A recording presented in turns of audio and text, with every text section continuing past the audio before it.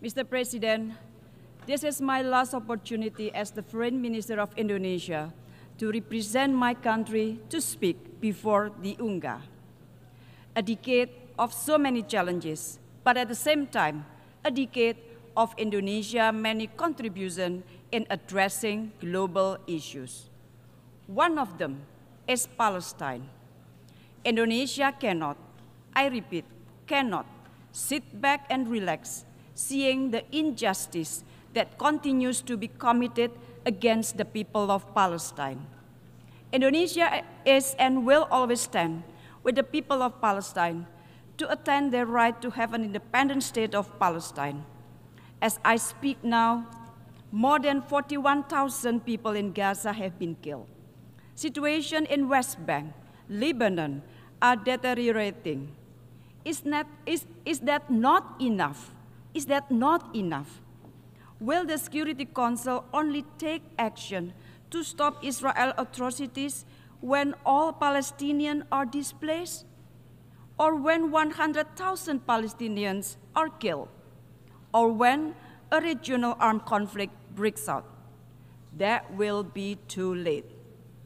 PM Netanyahu yesterday mentioned, and I quote, that Israel seeks peace, that Israel yearns for peace.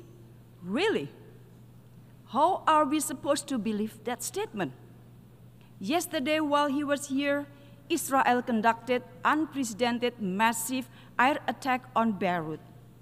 PM Netanyahu wants the war to continue. We must stop that. I repeat, we must stop that. We must pressure Israel to come back to a political solution for two-state solution.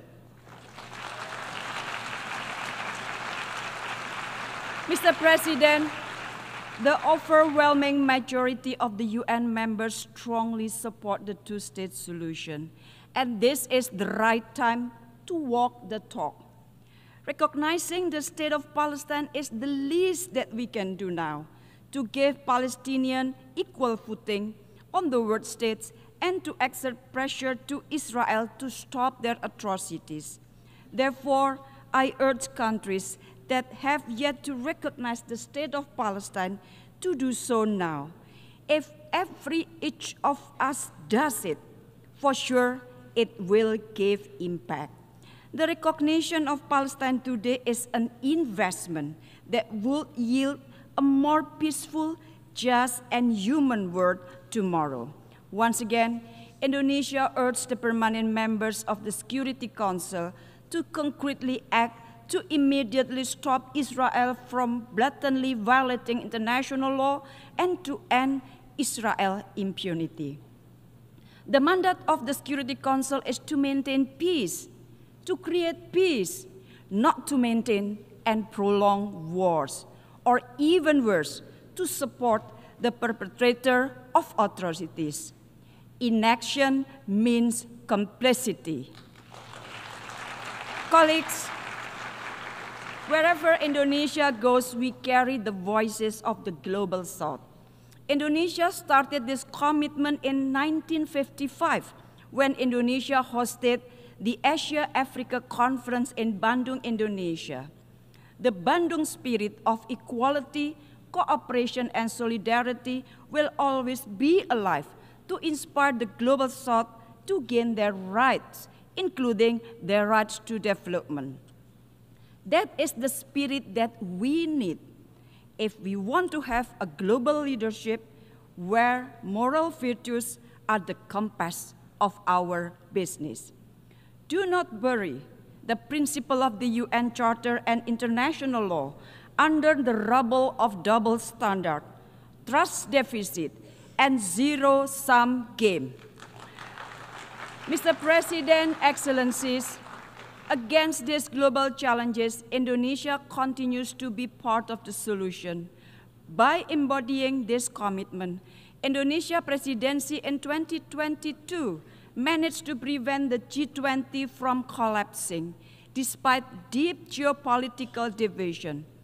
During the global pandemic, we led the establishment of the Pandemic Fund and co-chaired the COVAX AMC Engagement Group to ensure equitable security, to ensure equitable access to vaccine and financial resources, and to safeguard health security for all, especially for the Global South.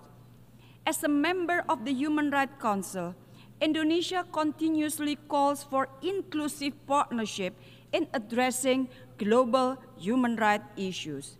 And amidst regional rivalries, Indonesia pioneered the ASEAN outlook on the Indo-Pacific as a framework for concrete and inclusive cooperation. To embrace, not to contain. We have demonstrated that global leadership will never be attained through force, domination, and fear. Global leadership should be about guiding collective action by listening, empowering the collaboration, and instilling hope. This is what I say, leadership without hegemony.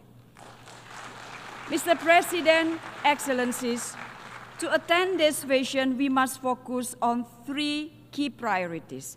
First, advancing peace through inclusive leadership. Multilateral system should be reformed. The UNSC must be an inclusive space for peace, where a wider range of voices can be heard, and timely decisions can be taken for our collective good. Without peace, our effort to attain global goals such as the SDGs will remain a dream without reality. Indonesia is committed to contribute to global peace by being one of the largest troops contributing countries in UN peacekeeping mission and remain firm in our proactive role to counter terrorism. We also strive to ensure that peace we are promoting will be inclusive by advancing the Women, Peace and Security agenda, contributing to women empowerment, including pursuing equal access to education to women and girls in Afghanistan. Investing in women is investing in peace. Empowering women is empowering prosperity for all. Second, ensure a resilient future for shared prosperity. Indonesia believes in a future where all nations thrive no matter how big or small. But the global pandemic and impact of climate change has shown us all that to prosper together, we must work together.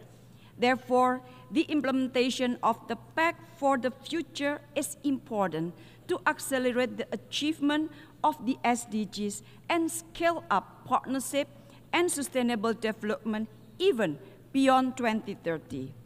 At the same time, geopolitical tensions have also significantly impacted global supply chain, affected the development trajectory of the Global South, many of whom remain unable to freely exercise their right to development. In this context, Indonesia has taken proactive steps. Earlier this month, Indonesia held the second Indonesia-Africa Forum to enhance cooperation in international supply chains and connectivity and build collaboration in preparing for the future challenges. Indonesia also hosted the 10th World Water Forum, I repeat, the 10th World Water Forum this year. We believe that water is a crucial element for shared prosperity. And third, building bridges to foster global collaboration. Colleagues, a winner takes all, and take it or leave it mentality should no longer exist when collaboration is the only antidote in addressing the global challenges of today. For Indonesia, a world where the only option is us versus them will only result in the world of us or them. Global solidarity and collective responsibility is the essence of the Bandung spirit, and this spirit guided us through our G20 presidency in 2022, chairmanship of ASEAN in 2023, and continuous effort to voice the aspiration of the global South.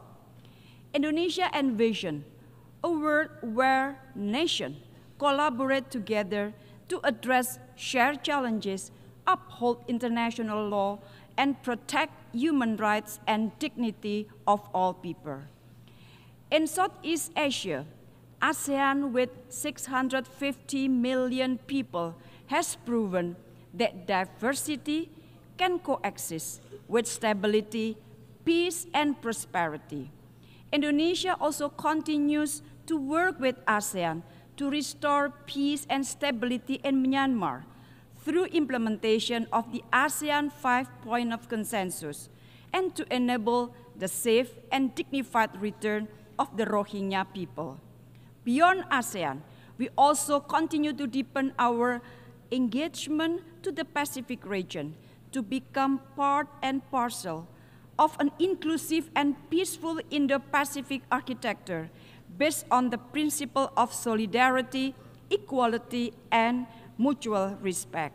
Mr. President, colleagues, peace, justice, and humanity will always be at the core of Indonesia's foreign policy. Indonesia understands that the global leadership is not something that inherited, nor does it fall from the sky. It must be earned through our collective efforts. Rest assured that Indonesia's commitment toward common peace, common prosperity, common security will be carried out forward across Indonesia's successive administration. It is in this spirit that I'm proud to announce Indonesia's candidature for a non-permanent seat of the United Nations Security Council for 2029-2030. This candidature reflects our deep commitment to contributing toward global peace and security. So, colleagues, let us work together to build a legacy of peace for our future generation. I thank you very, very much. Download Tribun X sekarang, menghadirkan lokal menjadi Indonesia.